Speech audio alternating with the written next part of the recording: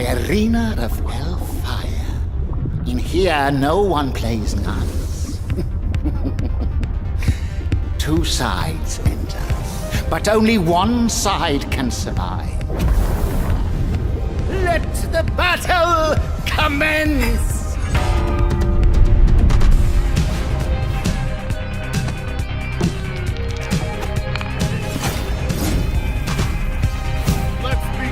Time for battle. Guardian ready. Shall we do this?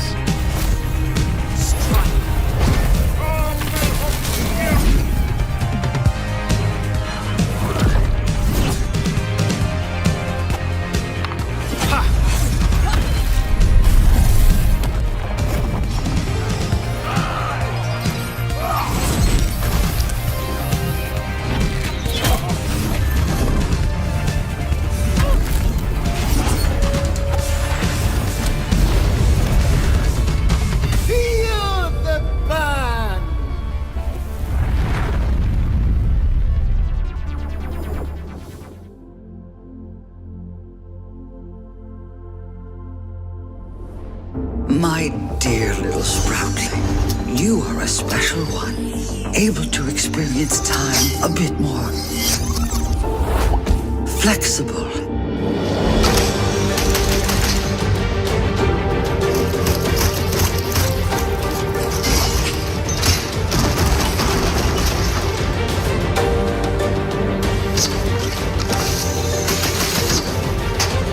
You and all your other selves. You were created a part of me.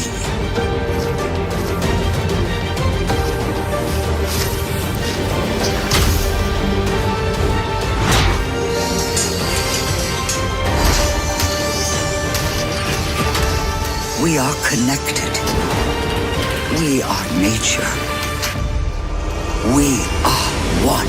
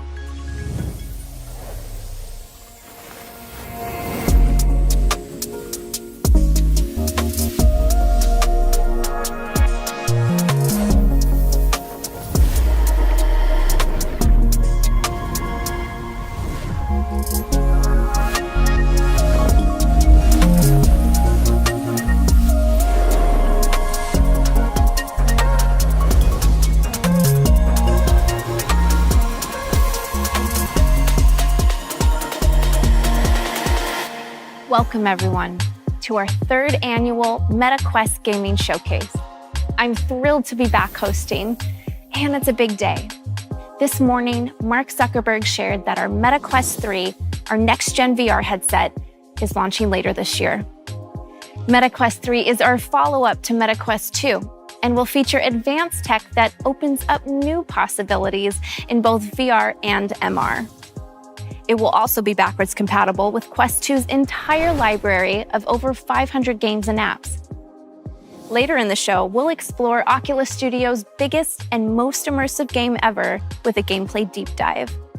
A game that will take advantage of MetaQuest 3's cutting-edge hardware. We have way more to share when MetaQuest 3 releases, including specs, more apps and experiences, and a whole slate of groundbreaking MR content.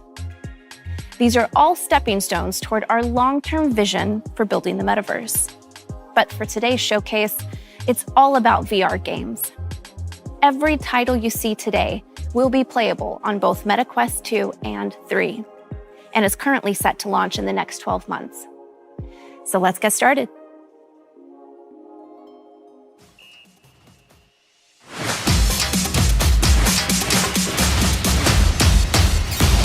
Are you ready?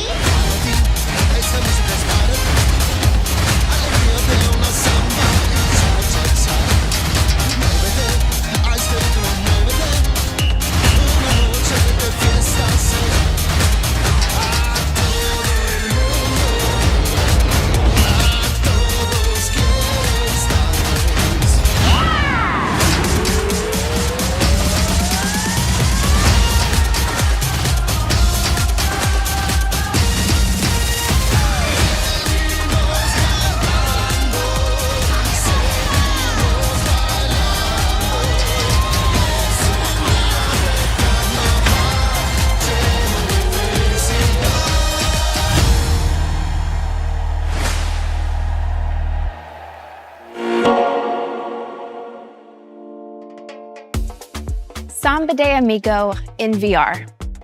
I could not be more excited because music is such an important part of my life. I was a professional musician for years, and at Meta, I've gotten to work with the talented teams behind a bunch of other rhythm games. Playing Samba de Amigo in VR feels like it's always belonged here, and I can't wait to see everyone shaking their maracas when Sega brings the game to the MetaQuest store this fall. Back in February, Shell Games revealed I Expect You to Die 3, Cog in the Machine. Today, I can confirm that this third helping of Spy Hijinks, or Spyjinks, is coming to the MetaQuest store this year. Hopefully your skills haven't gotten too rusty, because this threequel will send agents on their most challenging mission yet. Confront more villainous villains, tackle more perilous perils, and expect to die a few more times.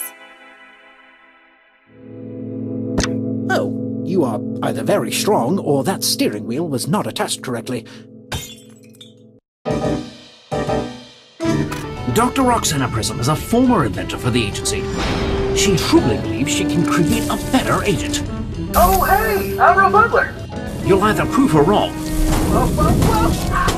or prove her right. You're dead in that second scenario. Once you're dead, everyone will see just how superior my robots are to human agents. Hey, you found some nickel. Do it again and you'll have 10 cents. Every time we encounter Agent Phoenix, we get stronger.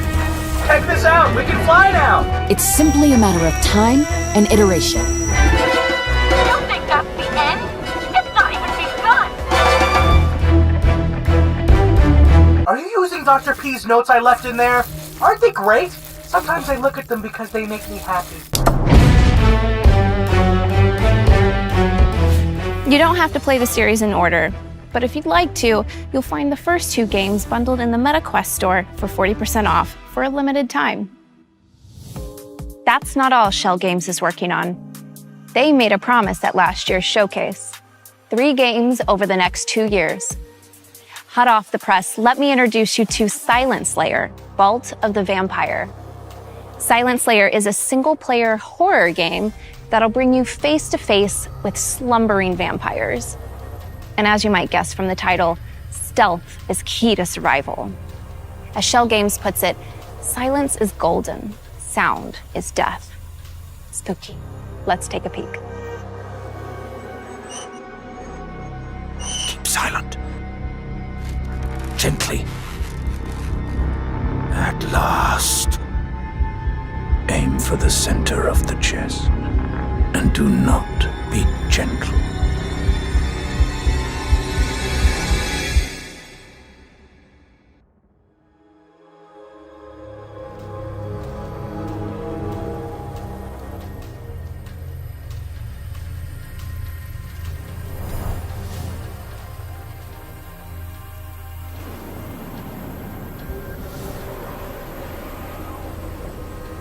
At last year's showcase, we revealed Ghostbusters: Rise of the Ghost Lord.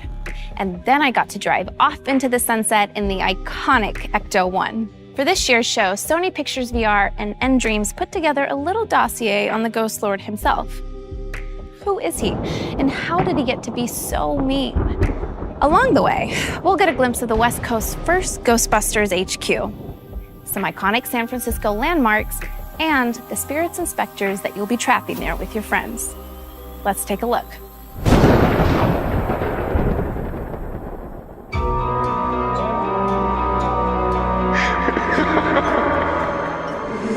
You think you know the whole story of the Ghostbusters. Well, you don't know my story. 1984. My research brought me to Columbia University, where I studied under the Ghostbusters. They dismissed my work, called it dangerous. But in San Francisco, I can show them, with its untapped cauldron of the undead.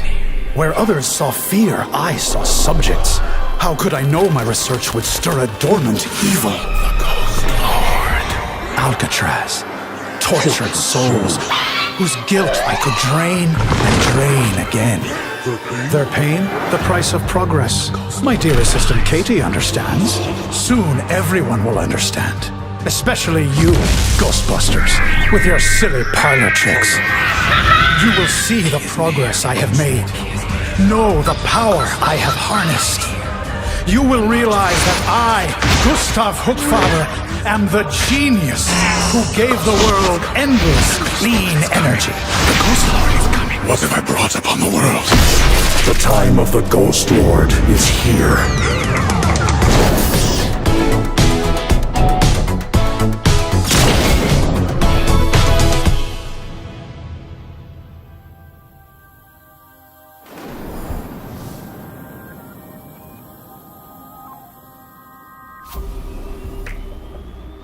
Check this out. The team let me into the San Francisco Ghostbusters HQ a little early, and it's still under construction, but I have heard some strange noises in the middle of the night. But guess what? I've got my jumpsuit, I've got my proton pack, my PKE meter, and I know exactly who I'm teaming up with to take out the Ghost Lord. Because if there's one thing you could say about me, is that I ain't afraid of no ghost. Whew. Anyway, when we asked One Hamsub, developers of Rocket NX, what's something players will love about your new game, they said, you can lose an arm, then pick it back up and bash your enemies with it. There you go.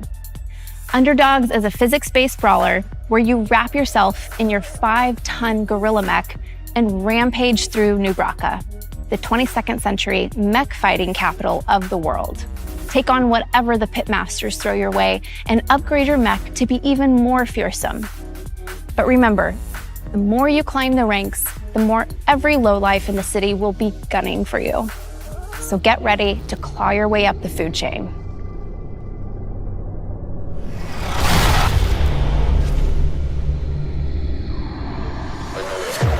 Yo, this city ain't never gonna let 2 base boys like us in.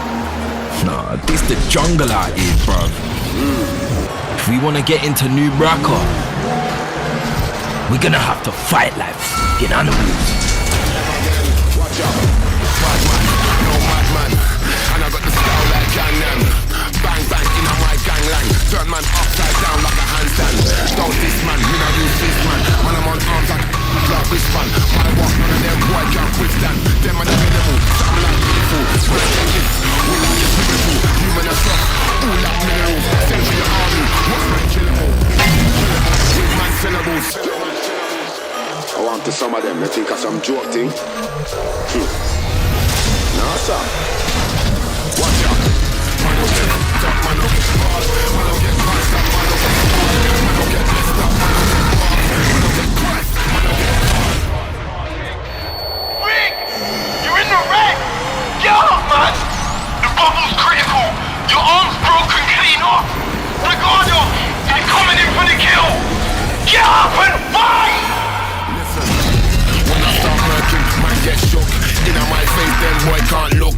They will get fried up, they will get cooked. All South set, I don't get overlooked. You don't get.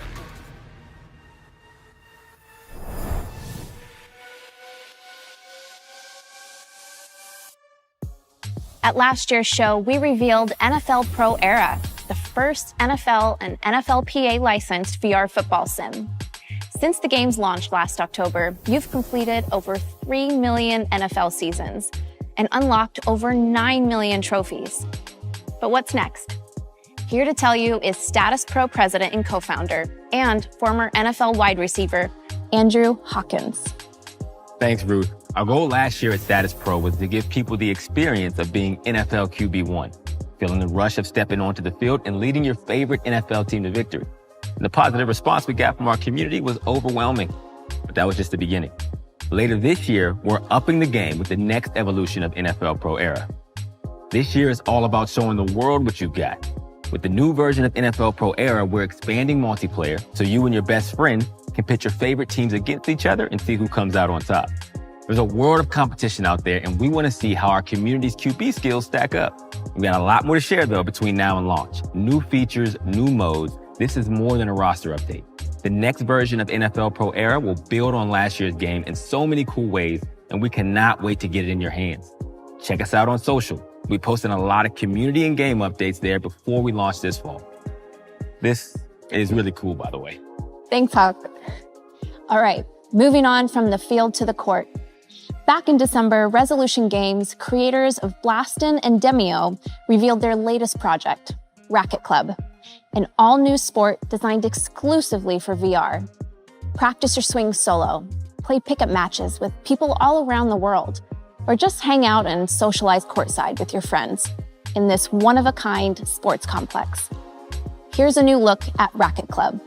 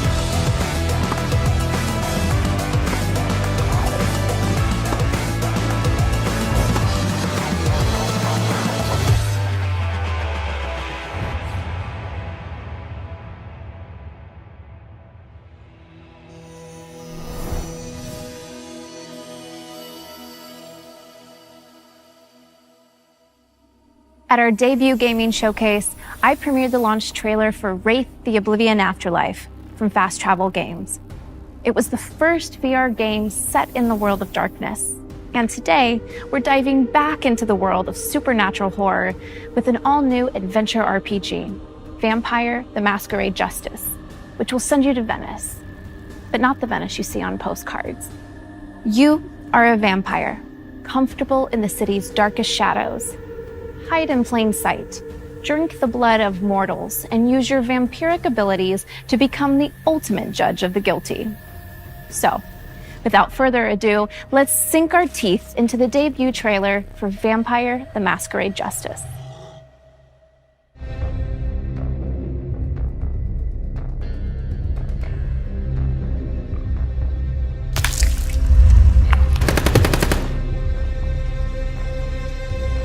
Venice, Italy. Felt like I was back on square one. Hiding in the night.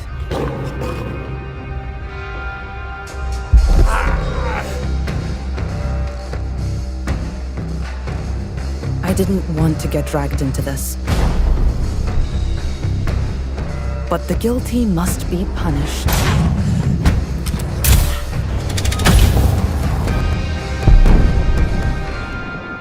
You do well to remember that. Because if you don't, I'll make things very uncomfortable for you.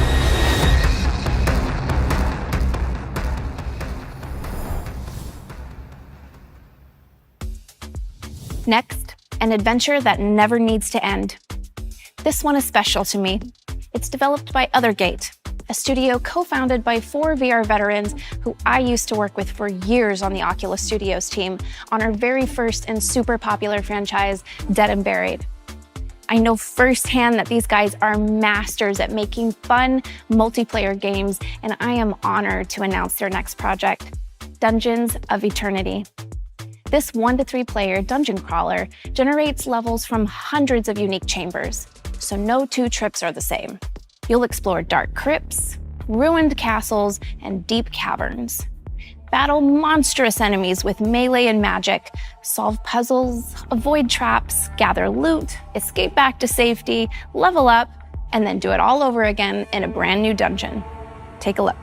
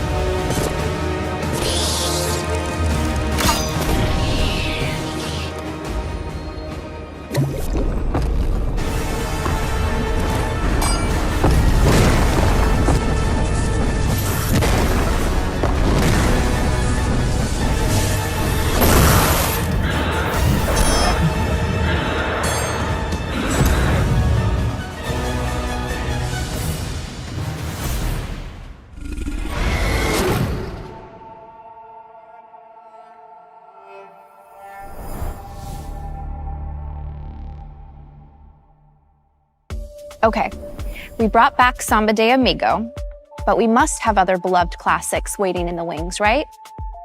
How about one of the best-selling games of the 90s? An iconic mystery, maybe? Something a little spooky? Yeah, I think we have one like that.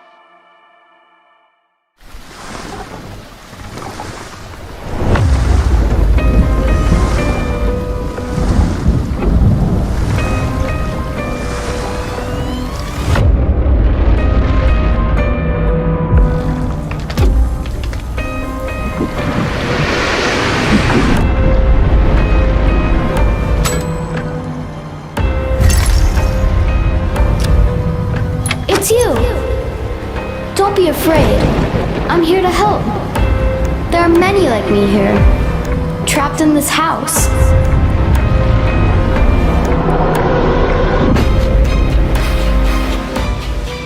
Each night, the guests arrive. Stout, what do you want? Show yourself!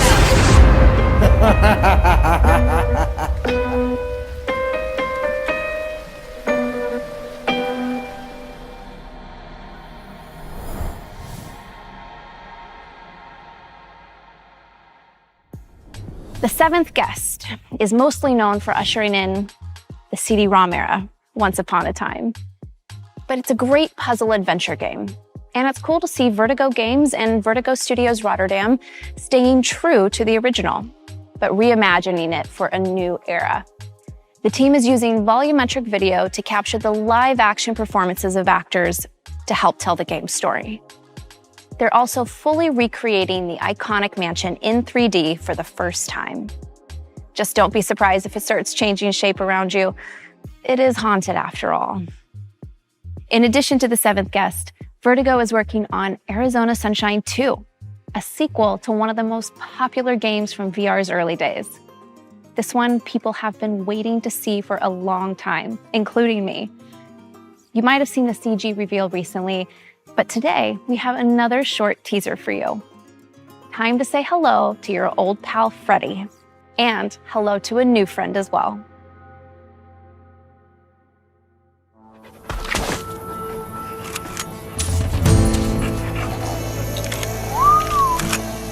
Oh, what's going on, Fred?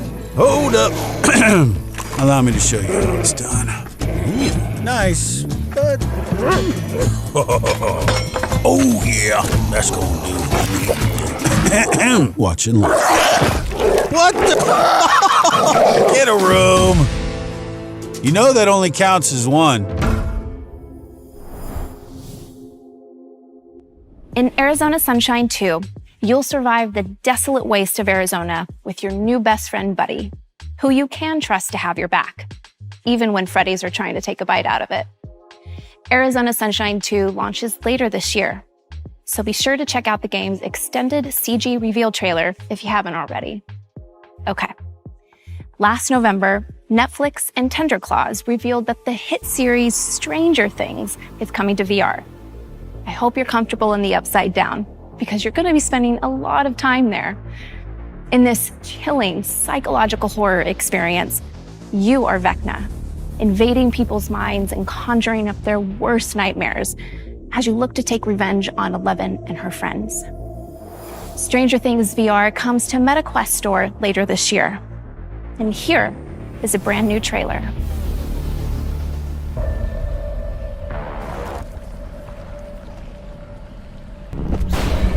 I saw a means to realize my potential, to transcend my human form, to become the predator I was always born to be.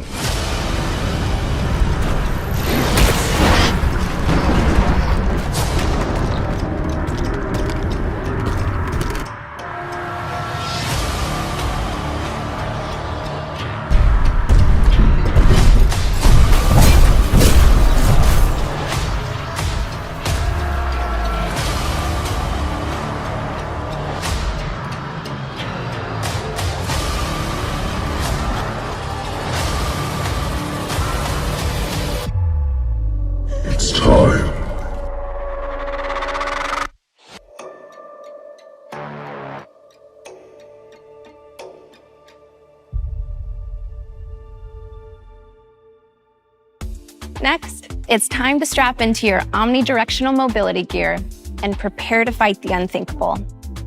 Attack on Titan is a best-selling manga series, acclaimed anime adaptation, and now, thanks to the team at Universe, an exhilarating VR game. Attack on Titan VR Unbreakable lets you join the Scout Regiment and go head-to-head with the Titans themselves. Swing through the air using your ODM gear and take down enemies many times your size as you try to protect the last vestiges of humankind. Some of you may already be familiar with this game because we teased it late last year, but you didn't get to see the game's dynamic, high-flying battles. Today you will.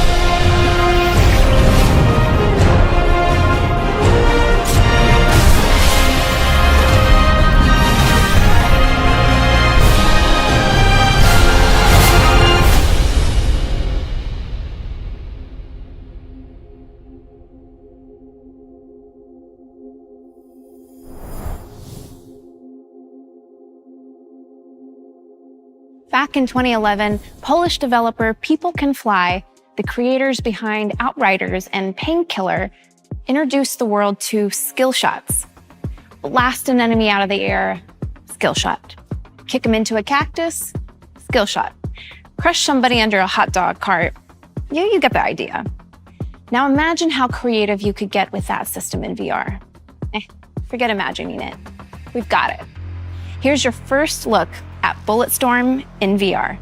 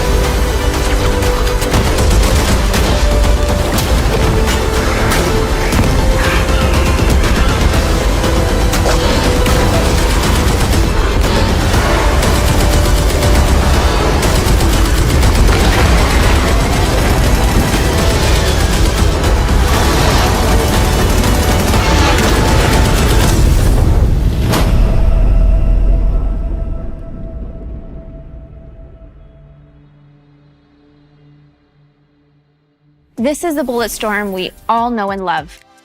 Every skill shot, every story beat fully recreated from the ground up for VR. And for the first time, you'll actually be able to handle an energy leash, deliver devastating blows, and mow down hordes of mutated enemies. So book your ticket to the planet Stygia for later this year. And thanks to People Can Fly and uvitoo for bringing such a fun project to life. Okay, before we start talking about our final game, I know you've been waiting for an update on Assassin's Creed in VR. And I have good news. Assassin's Creed Nexus is coming to the MetaQuest store by the end of the year. Tune in to Ubisoft Forward on June 12th for the full reveal of Assassin's Creed Nexus. All right, I promised you a deep dive. Let's get into it. In 2019, Asgard's Wrath took us on an epic journey across the fabled 9 realms of Norse mythology. That journey ended here, imprisoned in this very tavern by the trickster god Loki. But Destiny has more in store for you. From Sanzaru Games and Oculus Studios, this is the world premiere of Asgard's Wrath 2. Chaos is spreading. Loki's evil invades all realms.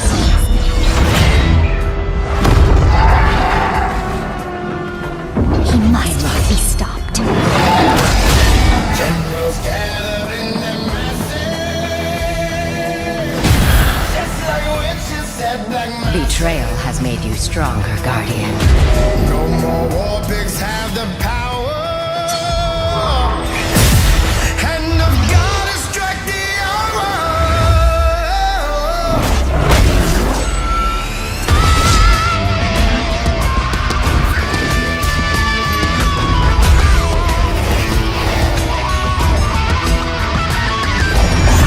Reality is mine, Guardian. Exact your vengeance. And unleash your wrath.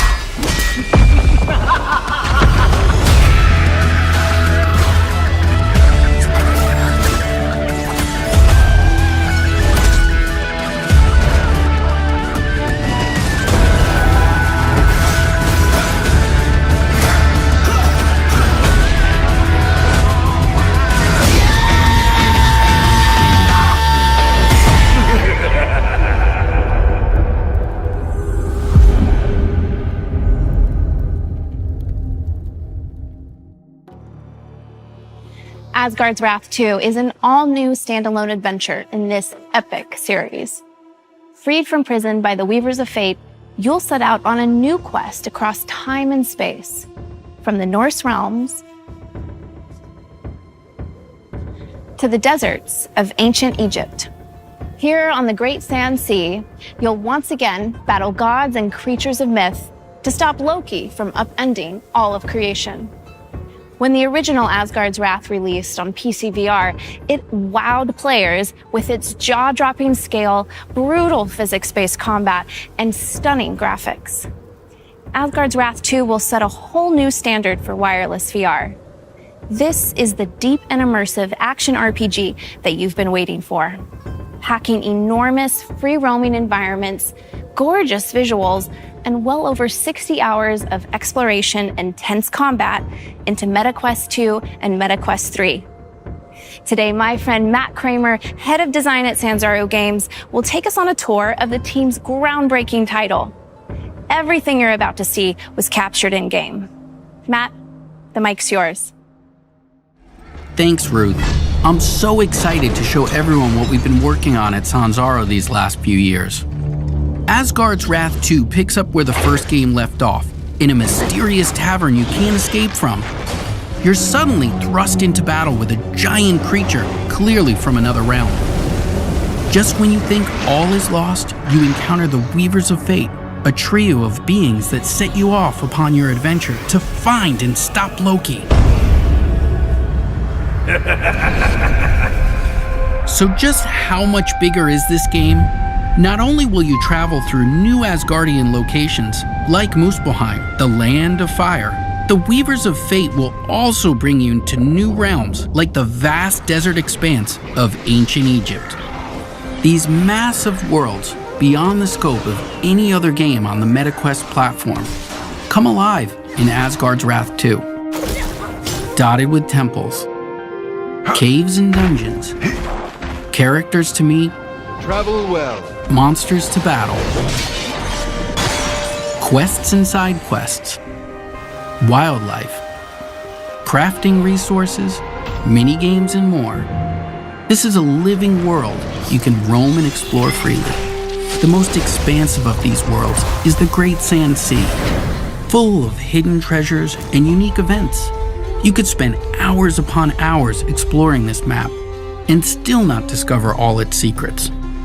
You might decide to prove your combat prowess by hunting rare, high-level monsters that roam the sands, or gather plants or and animal parts to craft useful consumable goods, such as bait to attract wildlife, or a ward that provides a temporary AoE benefit wherever you throw it.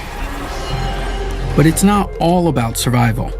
Kick back and fish, or beat your high score at the Slingshot Shooting Gallery. There's no shortage of stuff to do and see outside the primary quest line.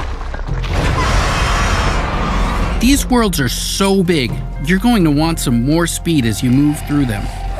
Luckily, you'll have the power of a god at your fingertips. As with Asgard's Wrath, you'll be able to transform a few brave animals into unique warrior followers to help you solve puzzles and eviscerate enemies. New in this game, they'll serve as powerful mounts that can carry you swiftly across the massive realms of Asgard's Wrath 2. Of course, what's fast on foot or mount can look very different to a god.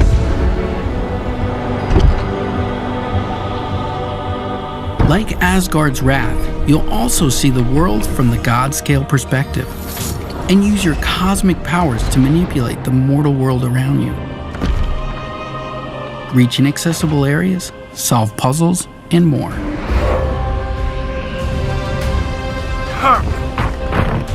You can't save the world alone, though. Egypt is full of would-be heroes who need your godly assistance to enter the realm of legend. Each hero in Asgard's Wrath 2 is completely unique. Different weapons, different skills and abilities, and different strengths. By possessing these mortals, you can help them fulfill their destinies and get closer to yours as well. The first of these heroes is Abraxas, a cynical tomb robber with a grudge against the gods. You and Abraxas make an unlikely pair, but you'll have to work together to take down fearsome enemies like the bloodthirsty goddess Sekhmet. Abraxas seeks vengeance against Sekhmet for the murder of his father. With his boomerang axe, whip sword, and bladed shield at your command, he'll stop at nothing to defeat her. Combat was one of the aspects players loved most about Asgard's Wrath, us included. It was vicious and brutal. Whether swinging a sword, throwing an axe, or even using your fists, the combat made you feel powerful and skilled. In the first game, the combat favored a defense-first approach, meaning you had to block and parry a series of enemy attacks before you had a chance to remove their runic shields. This loop had to be completed 3 or 4 times before you could start damaging an enemy. In Asgard's Wrath 2, our updated combat system is centered around player choice. Nothing is holding you back. You can chip away at enemy shields through a flurry of attacks or land skilled parries to trigger opportunity windows that let you cut through your enemy's defenses with ease. We've also expanded the systems to include elemental types for a greater degree of player customization and wider variety amongst enemy archetypes. This time, we have a full physics system implemented for weapons, with swords, axes, bows, staffs, and more at your disposal. You can find a combat style that's right for you. But you'll need to change up your approach, as enemies will now react to your every movement and switch up their own attacks. You'll also unlock new skills and abilities as you level up, letting you invest further in the weapons you use most. Unlock powerful abilities and super attacks to truly change the game. Nothing feels better than seeing your weapon soar into the air and rain down on a horde of enemies. You'll also discover relics you can slot into your weapons and armor that will provide you with powerful buffs, like adding fire damage to your weapon or heal over time, allowing you to customize your weapon set against each enemy you face. But you won't be the only one leveling up. Your animal followers have their own skill trees and will grow in power the more you spend time with them. Even with an upgraded companion and all these powers at your disposal, don't think the enemy AI will go easy on you. As you level up, so will they, gaining new abilities, smarter tactics, sneaky counters, stronger armor, powerful super attacks, and relics to use against you. Some will even heal each other, boost each other's damage, or call for reinforcements. You'll have to use all the strength, endurance, speed, and quick thinking you can muster to forge a path through the ravenous enemies that lay between you and your destiny.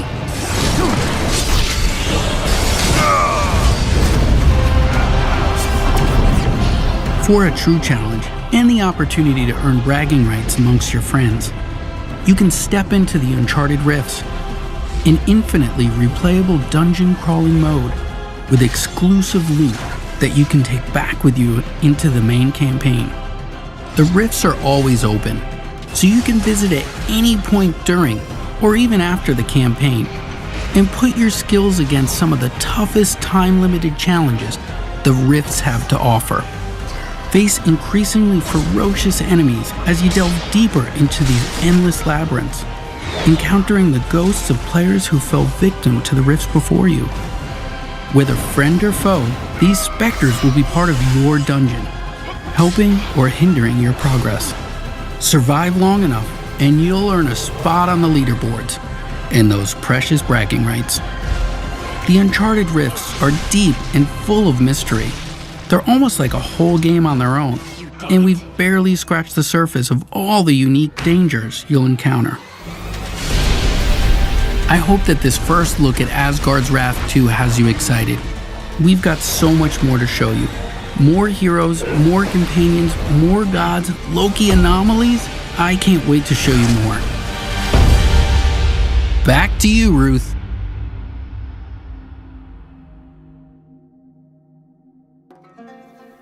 Okay, now head over to the MetaQuest store because pre-orders of Asgard's Wrath 2 are open. Pre-order and you'll get a copy of the original Asgard's Wrath on PC. You don't have to play it before, but it'll add some fun context.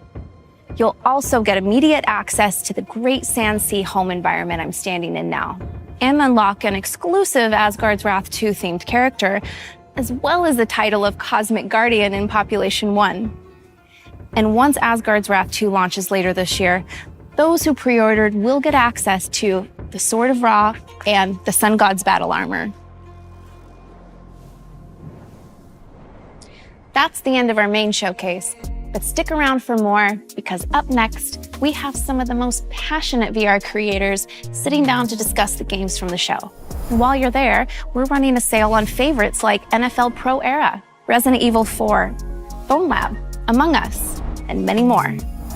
And like last year, we're also giving away this awesome room I'm standing in. It's available now in settings under Home Environments. Of course, there's so much more we want to share with you. We plan to announce more games, major updates to existing titles, and we've got a whole new headset to launch. Thank you all so much for tuning in, and thanks to the developers who helped put this show together. Keep playing, and we'll see you next year.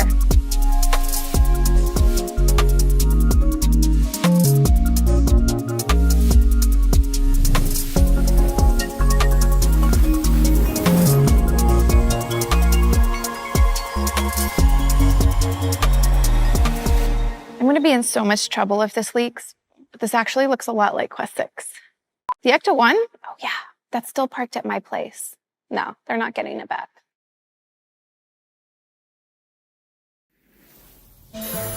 Long have I guarded this. Hi everyone, I'm Travis Williams, head of production at Oculus Publishing. We hope you enjoyed our showcase and are excited for all the awesome games. We gathered some of our talented developers and your favorite VR content creators to talk a bit more about two of them, Asgard's Wrath 2 and Ghostbusters, Rise of the Ghost Lord. First up is Asgard's Wrath 2, the massive RPG coming to Quest later this year from Sanzero Games. Let's meet our guest. Matt Kramer is the studio creative director at Sanzero Games and a good friend of mine. What's up, Travis? You know? And here to grill him with questions are VR gaming creators from the community. We are pleased to welcome Jasmine of VR with Jasmine. Hi, everybody. What's going on, Jasmine? Jeff, AKA A Wolf in VR. That's me. What's going on? And Thomas, AKA Voodoo, DE. Hi, guys. Thank you all so much for being here. You guys have just seen our reveal trailer and gameplay walkthrough. I'm sure you have plenty of questions, but first, I'm going to kick things off with a question to Matt. What led your studio from the first game to Asgard's Wrath 2? Well, you know, the first game, we just knocked it out of the park. I mean, it's the largest, biggest action RPG ever made in VR. Yes. So what are we going to do? Let's make it bigger. Let's make it better. And that is what we're doing with Asgard's Wrath 2. So I cannot wait for you guys to dig into this game. I want to so bad. Like, Wrath 2 has so many different layers of gameplay. We've got the Uncharted rifts. We've got over 60+ hours of gameplay in large, huge, expansive worlds. 60. So you guys saw the mounts, which we'll talk about further. Yes. So you can look at that. I've read in on this. Look at that. That's me and the Panther thing. That's our next mocap right there. So, but you know, we've got these mounts, and so that just gives you any inkling of the size of the worlds. You can transform any of those guys at any moment. So Jasmine, you're new to the Asgard's Wrath experience. What did you think of the trailer? Wow, that's what I thought. The whole time, I think my jaw was on the floor, just like, what? There's more, there's more, there's more. And honestly, the entire time I was looking at it, first I did notice how beautifully designed the characters are. Like their costumes look beautiful, so intricate, which is amazing that you're able to get that on a standalone headset like the Quest. Oh yeah. But aside from that, I was also, the whole time I was feeling like, am I in a movie? I feel like I'm literally in a movie. So could you talk more about like how much of the storyline is like built into there? Yeah, so Asgard's Wrath 2 takes off where the first one left off. And the good news is you don't have to play the first game. We've got an awesome recap that you can see in VR, and we retell the whole story. So first game, you're kind of a fledgling god. Loki takes you under his wing.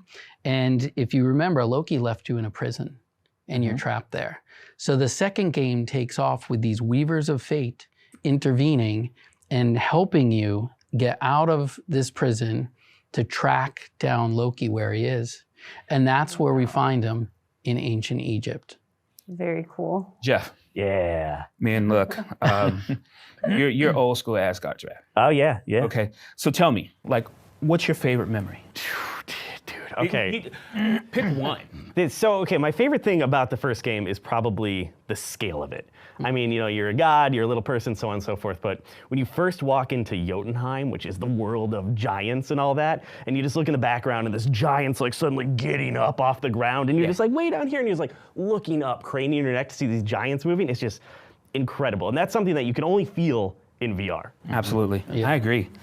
So how about this Asgard draft team? Oh man, I am so excited about it, and I assume you guys have even more like hidden collectibles and secrets all around the world that people can find. Because I remember one of my favorite parts about the first one is I played through the entire game. You know, you hit the credits, but then there are these massive like side dungeons that tell their own story, and you kind of find those in random locations. Do you have stuff like this too, where I can go out and just do an entirely different game outside the main story? Yeah, and it's something that we always think about. We're always valuing the player's time and experience in the game. So when you unlock those side quests and stuff, they're not like 1 or 2 objectives and stuff. It is a full-on narrative story that you're going to unlock, almost with its own little ecosystem and its own little loop. So it's not kill 10 squirrels, it's go on this adventure. Yeah, we want you to feel like you're in the world, living and breathing it. I can't believe that this is on Quest 2. It's just amazing to see this kind of graphics. And my question is, how could you do that on Quest 2, and how does it look on Quest 3? Yeah, great question. So first on Quest 2, so everything you saw, that's Quest 2 footage. Absolutely looks phenomenal. Crazy. And so we're just very conscientious about what our boundaries are, what we can do and what we can't. We make those boxes very early on in development, and those are the boxes that we live in. In terms of Quest 3, the feeling of the headset is superb. I've been using this for a couple months now. The form factor is primo. It is. Really? The other thing is resolution and horsepower on this thing is phenomenal. Oh, so it will even look better on Quest 3. Crazy. The first game, combat was hit or miss. On the really easy difficulty, it was actually more fun to do combat because you didn't have to do all this blocking, parrying, waiting for other stuff to happen. But in this one, combat looks so much more fun. But in addition to that, the weaponry. I mean, we got axes, and you're Captain America-ing a shield across there. You have this like a harp bow that's shooting things. That harp. What is that? What I do want to talk about is weapon diversity. So another thing that we haven't touched on is the sword that Abraxas has transforms into a whip. Oh yeah. And so traversal in general is taken to another level in Asgard's Wrath too. You're going to be whipping across things. You're going to be doing combinations where you're wall running to a couple wall runs, and then you're floating in air, and then you're using the whip to pull yourself they're like flipping weapons. Yeah, cool. Let's say you have your mount, your wonderful mount we call Sabira, the Black Panther that you saw. She's over in the corner. She's all set up in mount form.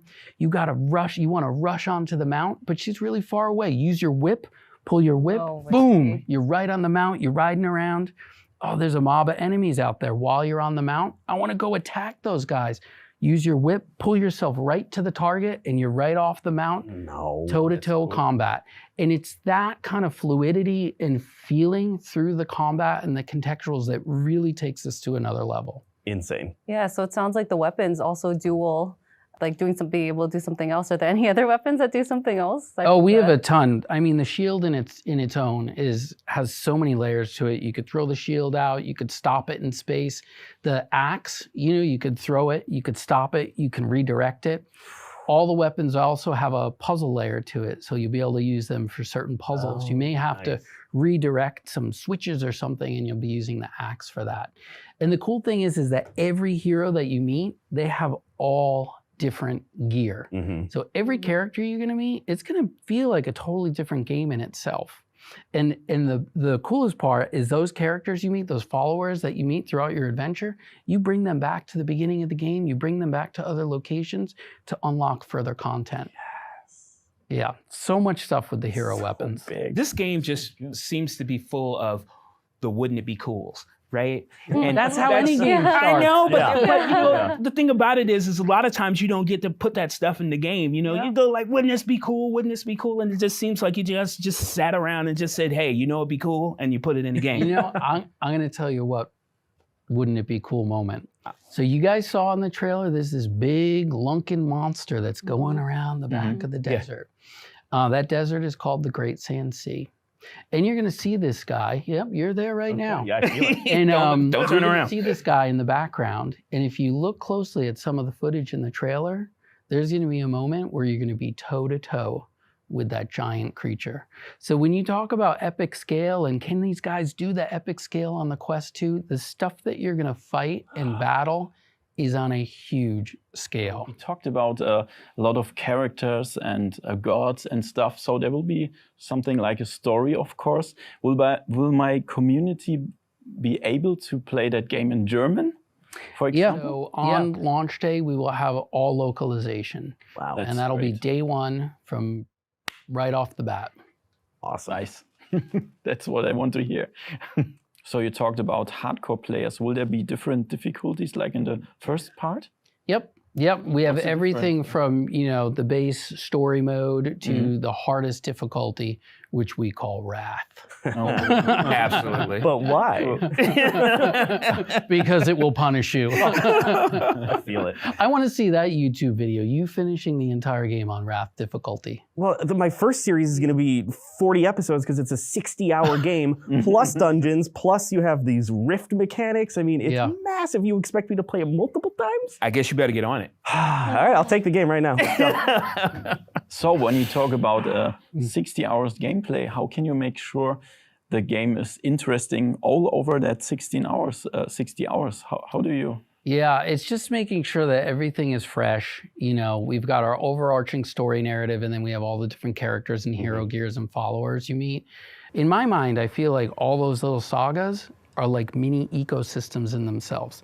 They're mini games in themselves. Plus, we've got the Uncharted Rifts. So the Uncharted Rifts unlocks as the player's moving the game forward. They're going to meet a character called the DM. The DM opens this rift on the ethereal planes with the Weavers. And so the Rift play is basically like a roguelite game. There's floors and floors of dungeons that the players need to go through. Now, what's cool about this is when you die in the Rift, which I will, you can leave behind either a divine soul or a dread soul. A divine soul will go off into the cosmos and it'll go into someone else's game. Wow. And while they're playing those Rift dungeons, they may have your divine soul there. And let's say the wolf is having a hard time because he's probably going to have the hardest Probably. time. And he needs some extra help. He can reach out to one of those divine souls and you could pull them into your game. So I can pull Jasmine into my game. You could. And her soul will help me. Yep. So let's say you're not so nice and you want to throw out a dread soul. Oh boy. And so you can send out a dread soul to go to other people's games, and they'll actually be an enemy that's going to fight other people. This is crazy. And it's an asynchronous play where you're getting a feedback loop back and forth.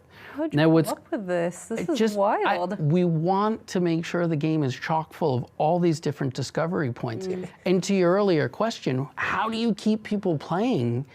Is things like this. It's the story, it's the content, it's the type of stuff that's coming and just keeping it fresh. So I think that's fresh as hell as far as I'm concerned. I mean, look, Matt, clearly you spent a lot of time making this game.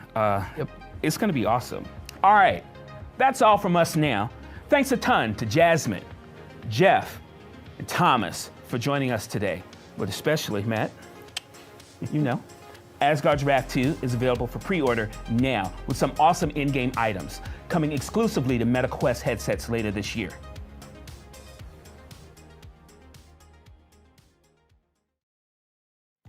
Hey, we're back. Hey Ruth, I know you like to fit, but it's not just me. I got a whole squad. Yeah. Let's move to the ghost-infested streets of San Francisco to talk more about Ghostbusters: Rise of the Ghost Lord, launching later this year on MetaQuest. Let's meet our panel.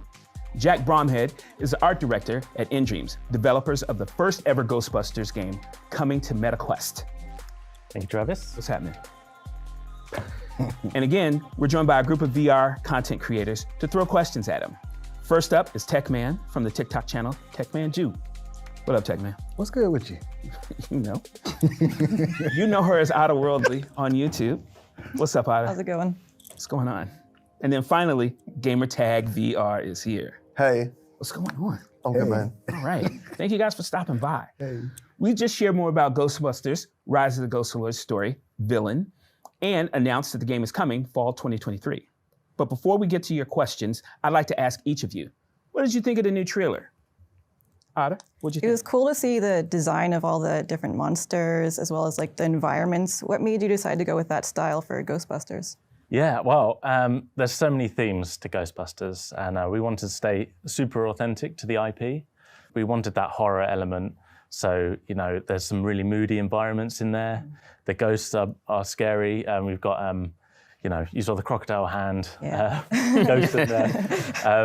And the googly, which is holding its own eyes, which is pretty good. So, yeah, we wanted to hit that horror theme, but we also wanted it to be accessible to everybody. Ghostbusters is accessible. It's iconic. There's multi-generations of fans, and so we wanted every one of those generations to see the game and just buy into it straight away. That's and awesome. It looked amazing to me, to be honest. Like, I love the graphics, I love everything. What stuck out to me was the multiplayer aspect of the game, right? Because the games I find most enjoyable are games I can play with my friends. So I just want to see how we're going to incorporate the traps, the proton pack, the scanner. I thought you were going to turn it on. Well, I don't want to know if there are ghosts in this area, for real, because I'm not equipped for that. I just want to know, like, my main thing about it is, like, how is the gameplay, like, when it comes to multiplayer? Like, I want to know, is there, like, when we go in the dungeon, it's going to be, like, a tank, a DPS, like, how are we going to use our technology to benefit everyone? Absolutely. So yeah, it's all about teamwork. So it's about going into these places and busting ghosts together. And you've got an array of equipment to use. So you've got the proton pack, the iconic proton pack. You've got the ghost trap and the PKE, as you said. So the PKE, that's your radar, right? That's how you navigate around the world. You find your items, or you find the ghost that you're going to bust, or the ghost that's infested that area. Okay. And then as a team, you coordinate, right? Who's zapping the ghosts, who's tethering them, who's going to trap them, and there's that that really fun co-op thing of just working together. All of your equipment is upgradable. You'll see in the trailer there was the upgrade station, so that's where you mod out your kit. Okay. So one of your team might decide to have the shield, the deployable shield, or the decoy, and the others might be just doing the heavy lifting with the proton pack. So basically, it's like once we determine our loadouts, it'll be easier, or like we'll be able to have a better strategy for facing each ghost. Yeah, definitely. It's all about strategy. Okay. And the most fun thing, to be honest, is when everyone's been working hard tethering these ghosts, and you go in and you trap the ghost. So you get your mission at the main HQ, which I'm assuming we can see behind us. Yeah, absolutely. And then you determine what you're going to do from there. Yeah. You get to select an array of missions, and you load out how you want to play and how the team's loaded out. Get to the Ecto 1 and start busting ghosts together. Nice.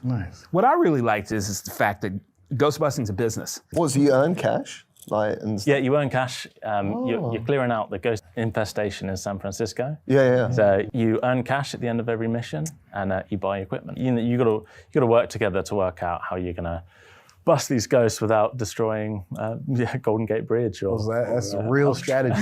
So with such a legendary IP, what was like the hardest bit to do to bring this to VR? Because this is probably the best way anyone could actually feel like they are a Ghostbuster for the first time. Absolutely. So, VR is so immersive, and to put on the headset, pick up the proton pack, and go in with your friends it's insane, right? One of the hardest things was making sure that it felt authentic. It's making sure that the proton wand felt like the proton wand. Yeah. And the trap, when that opens and captures a ghost, it's as powerful as it is in the movies.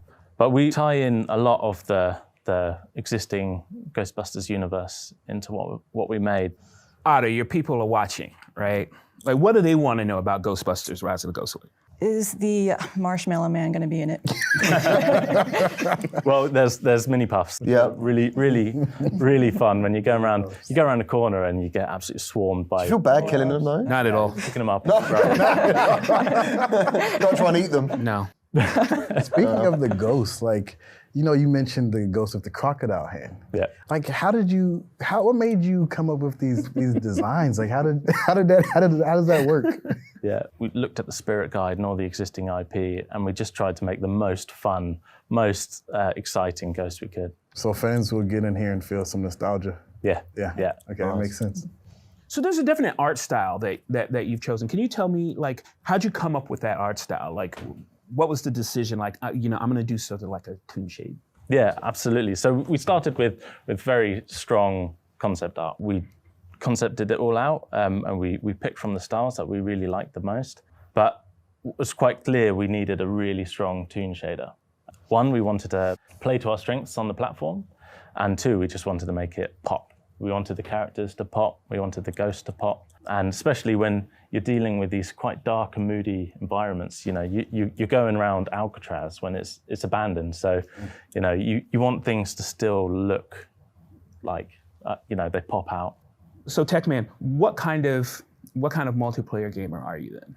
Man, just like Ghostbusters, something with strategy. Okay. Right? So I want to go in, I want to have a plan. I don't want to just go in shooting, busting ghosts. I want to make sure we know what we're going after, what we're going to do, who's going to use the trap, who's going to use this weapon, that weapon. I want it to be flawless, right? Because if we're going to lead a team, if we're going to storm through the gates, we need to know what we're doing. Techman has clearly got some multiplayer pre-qualification in order to make it happen. Well, listen, Jack, I appreciate you coming through. This looks amazing. Thank you. You know, you're the art director, so much love. That'll do it for our Ghostbusters Rise of the Ghostwood Roundtable. Huge thanks to everyone on the stage. Jack. Thank you. Techman. Otter. And Gamertag for taking part. Ghostbusters Rise of the Ghostwood launches this fall, and you can wishlist the game right now on the MetaQuest store. That's all from us. Again, we hope you enjoyed this year's showcase, as well as these deeper discussions. Until next time, peace.